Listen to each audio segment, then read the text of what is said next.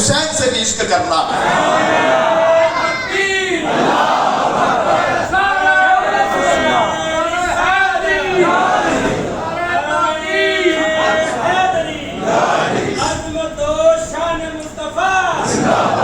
فرمایا کسی چیز کا سوال نہیں, کسی چیز کا سوال نہیں, صرف اور صرف سوال یہ ہے کہ میری امت میری اہل بیت سے محبت کرنا, میرے قرابت داروں سے محبت کرنا. اب حدیث پاک کی طرف آئیے. فرمایا ادبوا اولادکم علی ثلاث خصال, فرمایا اپنی اولاد کو 3 چیزیں سکھاؤ. آج ہم بھی اپنی اولاد کو بڑا بڑا کچھ سکھاتے ہیں. کوئی کہتا ہے اس کو کاروبار سکھاؤ, اس کو فلاں چیز سکھاؤ, فلاں چیز سکھاؤ. یارو سنو ہمارے نبی ہمیں کیا کہتے گئے ہیں. نبی علیہ السلام نے فرمایا ادبوا اولادکم علی ثلاث خصال, اے میری امت اپنی اولاد کو 3 چیزیں لازمی سکھاؤ. یا رسول اللہ کیا کیا ہے؟ فرمایا حب نبیکم, اپنے نبی کا عشق سکھاؤ, واہل بیتہ, اور اپنے نبی کی اہل بیت کا عشق بھی سکھاؤ, وعلی قراءۃ القرآن, فرمایا قرآن کی قرات بھی ان کو سکھاؤ. سامنے ذکر کر یہاں پر ایک سوال پیدا ہوتا ہے, محبت سکھائی کیسے جاتی ہے؟ محبت کسی بلیک بورڈ پر لکھ کر دی جاتی ہے, یہ میم ہے, یہ ہا ہے, یہ با ہے, یہ تا ہے, کیا محبت ایسے سکھائی جاتی ہے؟ نہیں, محبت سکھائی نہیں جاتی, محبت کر کے دکھائی جاتی ہے. محبت سکھانے کا طریقہ یہ ہے, محبت کر کے دکھانی ہے. آؤ اب صحابہ سے پوچھیں, صحابہ اہل بیت کی محبت کیسے سیکھی جاتی ہے؟ تو حدیثیں سب سے زیادہ روایت کرنے والے جناب ابو ہریرہ مدینے کی گلیوں میں چل رہے ہیں کہ ایک شہزادہ آتا ہوا نظر آیا جس کو زمانہ حسین کہتا ہے, جو کبھی مصطفیٰ کے گوشت پر سواری کرتا ہے, جو زہرہ کا لال ہے, جو حیدر کرار کا جرأت اور بہادری والا صاحبزادہ ہے. حیدر کرار نے اس صاحبزادے کے متعلق کیا کچھ فرمایا, مصطفیٰ نے کیا کچھ فرمایا. جناب ابو ہریرہ نے جب دیکھا تو امام حسین رضی اللہ تعالی عنہ کے پاؤں پر تھوڑی سی مٹی لگی تھی. اب لطف لیجئے گا اس حدیث کا. جناب ابو ہریرہ نے جب مٹی دیکھی تو فوراً جا کر شہزادے کے قدموں کو جا کے پکڑا اور اپنی قمیض کے ساتھ وہ مٹی صاف کرنا شروع کر دی, صاف کرنا شروع کر دی. یہ ہے محبت سکھانی ہے, کس طرح کے کر کے دکھانی ہے. آگے سے امام حسین تھے, کوئی عام بندہ نہیں. اہل بیت صحابہ کا ادب کرتے ہیں اور صحابہ اہل بیت کا ادب کرتے ہیں, یہی تو عقیدہ اہل سنت ہے. اب جناب ابو ہریرہ نے جب ان کا وہ پاؤں صاف کیا, مٹی صاف کی, تو حضرت امام حسین رضی اللہ تعالی عنہ آگے سے کہنے لگے, حضور آپ تو نبی علیہ السلام کے بڑے جلیل القدر صحابی ہیں, آپ کو اتنی زیادہ حدیثیں یاد ہیں, آپ کیا کر رہے ہیں, میرے پاؤں سے مٹی صاف کر رہے ہیں. اگلا جملہ سننے کے بعد جس بندے کے سبحان اللہ نہ نکلے, پھر وہ اپنا خمیازہ خود ہی بھگتے. نبی علیہ السلام کی سب سے جلیل القدر صحابی جن کو حدیثیں سب سے زیادہ یاد ہے اور سب سے زیادہ امت تک انہوں نے پہنچائی ہیں مردوں میں سے, جناب ابو ہریرہ فرمانے لگے, حضور آپ یہ فرما رہے ہیں کہ میں آپ کے پاؤں کی مٹی صاف کر رہا ہوں, یہ میں کو بڑا عجیب کام کر رہا ہوں. فرمانے لگے, حضور آپ کی جو شان ابو ہریرہ کو معلوم ہے نا, اگر میں یہ مدینے والے کو بتا دوں تو مدینے والے آپ کو آپ کا قدم بھی زمین پر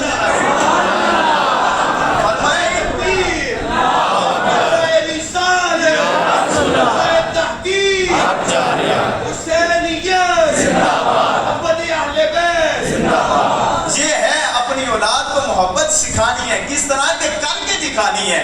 جناب ابو ہریرہ فرماتے ہیں, حضور اگر وہ شانیں میں آپ کو بتا دوں نا, یہ مدینے والے جان لیں آپ کی وہ شانیں جو مجھے پتا ہے, تو خدا کی قسم مدینے والے آپ کو آپ کا پاؤں بھی زمین پر نہ رکھ دیں گے. سامنے سے کر آخری حدیث, اس کے بعد میں اجازت چاہوں گا. حضرت فاطمہ الزہرا رضی اللہ تعالی عنہا نبی علیہ السلام کی بارگاہ میں حاضر ہوئی. موجم کبیر میں یہ روایت موجود ہے. آ کر کہنے لگی, یا رسول اللہ, ساتھ حسن و حسین تھے, کہنے لگی یا رسول اللہ, ہازانی ابنا کا ورثہما شیئا, یا رسول اللہ یہ دونوں آپ کے شہزادے ہیں, یا رسول اللہ یہ دونوں آپ کے شہزادے ہیں. حضور ورثہما شیئا, ان دونوں کو کچھ عطا تو کیجیے. میرے کریم سے اگر قطرہ کسی نے مانگا, دریا بہا دیے ہیں, دربے بہا دیے ہیں, اگر کوئی مانگے تو مصطفیٰ دریا بہاتے ہیں. اگر مانگنے والی سامنے فاطمہ الزہرا ہو اور جن کے لیے مانگا جا رہا ہے وہ جنت نوجوانوں کے سردار ہو، وہ حسن و حسین ہو، تو پھر مصطفیٰ کا دریائے رحمت کتنا جوش میں ہوگا۔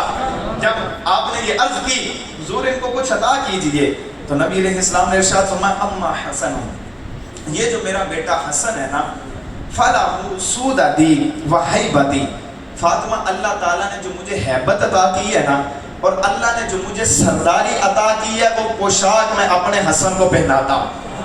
وَأَمَّا حُسَيْنٌ، فرمائے یہ جو میرا بیٹا حسین ہے، فَلَهُ جُرْأَتِي وَجُودِي، فاطمہ رب نے جو ہیبت، جو جرت، جو بہادری، جو طاقت، جو شجاعت رب نے محمد الرسول اللہ کو عطا کی ہے، میں وہ جرت اور بہادری کا تاج اپنے حسین کے سر پر سجا دیتا ہوں۔ مصطفیٰ کی جرت کا منظر اگر کسی نے دیکھنا ہے تو وہ حسین ابن علی کو دیکھ لے۔ یہ جرت کیسی ہے؟ آؤ اب تمہیں میں بتاؤں مصطفیٰ کی جرت کا مظہر کیسے نظر آتا ہے، یہ کیسے مصطفیٰ کا جھلکتا ہے مظہر۔ میدان کرب و بلا ہے، مختصر میں آپ کے سامنے رکھتا ہوں چونکہ 10 محرم ہے، اس لیے میدان کرب و بلا ہے۔ اہل بیت نبوت اور ان کے رفقا باری باری شہادت نوش کر رہے ہیں۔ کبھی غازی عباس علمدار شہید ہوتے ہیں، کبھی اونو محمد شہادت کا جام نوش کرتے ہیں، کبھی علی اکبر، کبھی علی اصغر شہادت کا جام نوش کرتے ہیں، کبھی ابو بکر بن علی وہ جام شہادت نوش کرتے ہیں۔ یہ سارے رفقا باری باری شہادت کا جام نوش کرتے ہیں۔ آخر میں قربان جائیے اہل بیت نبوت کے خیموں سے ایک شہزادہ نکلتا ہے، ایسا شہزادہ ہے کہ جس کے سر پر وہ دستار ہے جو کبھی امام الانبیاء کے سر پر سجا کرتی تھی، اس کے ہاتھ میں وہ تلوار ہے جو کبھی حیدر کرار پکڑ کر خیبر کا قلعہ تباہ کر دیا کرتے تھے، اس کی آنکھوں میں وہ حیا ہے جو کبھی فاطمہ الزہرا میں نظر آیا کرتی تھی، اس کے سینے میں وہ سرداری ہے جو کبھی جناب حسن میں نظر آیا کرتی تھی۔ یہ شہزادہ نکلتا ہے پوری آن کھان پان کے ساتھ نکلتا ہے۔ جب یہ شہزادہ نکل کر میدان کرب و بلا کی تپتے ہوئے ریگزار پر نکلا، سامنے یزیدی فوج کھڑی ہے، ایک یزیدی سامنے آیا، یہ شہزادے نے اس کا گلا کما کر دیا، اس کو تلوار کے ساتھ ایسے کاٹا جیسے گاجر مولی کاٹی جاتی ہے۔ پھر دوسرا یزیدی آیا، اس کو بھی واصل جہنم کیا، پھر تیسرا آیا، اس کو بھی واصل جہنم کیا۔ اتنے میں میرا یہ وجدان ہے، میرا یہ ایمان ہے، یہ تخیل ہے کہ چشم فلک نے یہ منظر کبھی نہیں دیکھا ہوگا کہ ایک تنے تنہا شہزادہ جس کے مقابلے میں 22,000 یزیدیوں کی فوج ہو اور وہ تنے تنہا ان کا مقابلہ کر رہا ہو، اور حالت یہ ہو کہ وہ بھوکا بھی ہو، وہ پیاسا بھی ہو، اپنے 71 نوجوانوں کا لاشا بھی اٹھا چکا ہو، وہ جو اپنے ملک سے بھی دور ہو، جس کے پاس اس وقت ساز و سامان بھی نہ ہو جنگ کا، ایسے میں وہ شہزادہ اس جرت اور بہادری کے ساتھ جب لڑ رہا تھا تو زمین و آسمان کی فضاؤں میں، ہواؤں میں یہی آواز بلند ہو رہی ہوگی، یہ کون سی وقار ہے، بلا کا شخص سوار ہے، لباس ہے پھٹا ہوا، غبار میں اٹا ہوا، تمام جسم نازنی جدا ہوا، کٹا ہوا، لیکن پھر بھی ہزاروں یزیدیوں کے سامنے ہے ڈٹا ہوا۔ اوے یہ نبی کا نور عین ہے، یہ علی کی روح کا چین ہے، یہ فاطمہ کا لال ہے، یہ بلیے کی حسین ہے، یہ بلیے کی حسین ہے۔ یا رسول اللہ، امام علی مقام جب کرب و بلا میں ایسے یزیدیوں کا پاش کر رہے تھے ساتھ، تو ایسے میں ابن زیاد نے جب یہ دیکھا تو وہ کہنے لگا خدا کی قسم اگر حسین کے مقابلے میں ہم ایک ایک کر کے جاتے رہے نا تو یہ ہمیں 22,000 کو شکست دے دے گا۔ کیوں؟ یہ سامنے حسین ہے۔ ایک جملہ آپ کی نظر کرنے لگا ہوں، جو ذوق رکھتے ہیں اس جملے کی ذرا چس لیجئے گا۔ فرمایا حسین ہے سامنے، حسین ہے سامنے، حسین کوئی بن نہیں سکتا۔ کیوں؟ ایک جملہ اس لیے نہیں بن سکتا کہ جب نبی کا نور، علی کا خون اور فاطمہ کا دودھ ملے تب جا کے زمانے کو حسین ملتا ہے۔ نبی کا نور ملے، علی کا خون ملے، فاطمہ کا خون ملے، تب جا کے حسین بنتا ہے۔ جب امام علی مقام اس جرأت اور بہادری کے ساتھ لڑ رہے تھے تو ابن زیاد نے کہا کہ اب یک بار ہی حملہ کرو۔ امام علی مقام پر تیروں کی برسات ہوئی تو آپ اس حملے میں زمین پر تشریف لائے تو حسین نے سب سے پہلے اپنے رب کی بارگاہ میں سجدہ کیا۔ یہ بتا دینا چاہتے تھے امام علی مقام کہ حسین مظلومیت کے ساتھ شہید تو ہو رہا ہے لیکن اس کو اپنے رب کے ساتھ شکوہ کوئی نہیں ہے۔ حسین تب بھی رب سے راضی تھا جب مصطفیٰ کے کندھوں پہ کھیلتا تھا، حسین آج بھی رب سے راضی ہے جب اپنا سب کچھ قربان کر کے رب کی بارگاہ میں جا رہا ہے۔ امام علی مقام نے سجدہ کیا، حالت سجدے میں ایک یزیدی آگے بڑھا، اس نے آپ کا سر آپ کے جسم سے جدا کیا۔ سامعین ذی وقار کیسا وہ منظر ہوگا کہ جب نواسہ رسول راتب دوش مصطفیٰ امام علی مقام کو بے دردی کے ساتھ شہید کیا گیا۔ یاد رکھیے مصطفیٰ کریم صلی اللہ علیہ وسلم نے ارشاد فرمایا کہ انسان جس حالت میں مرتا ہے نا، قیامت کے دن اسی حالت میں اٹھایا جائے گا۔ جس حالت میں کسی کو موت آئی، قیامت کے دن اسی حالت میں اٹھے گا۔ الیاذ باللہ، اللہ معاف کرے، اگر کوئی بندہ شراب کی حالت میں مرا، فرمایا قیامت کے دن شراب بھی اٹھے گا۔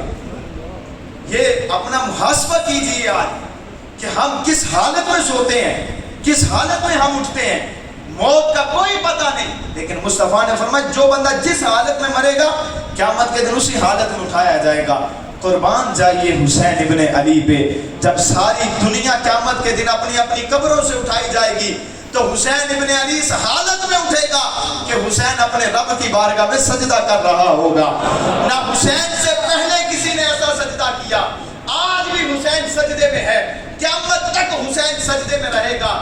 قیامت کے دن جب ساری انسانیت اٹھے گی تب حسین اپنا سجدے سے سر اٹھائے گا۔ نہ حسین سے پہلے کسی نے سجدہ کیا، نہ حسین کے بعد کوئی قیامت تک ایسا سجدہ کرے گا۔ اور یارو کیوں کر سکتا ہے؟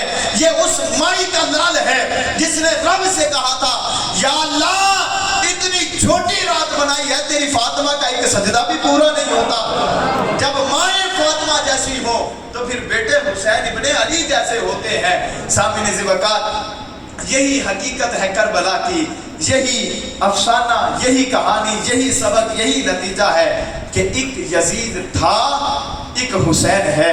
آج وہ یزیدی جو سمجھ رہے تھے ہم نے حسین کو شہید کر دیا تو حسین کا نام مٹ جائے گا، حسین ختم ہو جائے گا، آج گلی گلی سے آوازیں آ رہی ہیں حسینیت حسینیت حسینیت، ہاتھوں کو بلند کر کے ذرا حسینیت حسینیت حسینیت، یزیدیت یزیدیت یزیدیت۔ یہ پتہ چل گیا دنیا کو کہ حسین ایک انقلاب ہے، حسین ایک تحریک ہے، حسین ایک نظام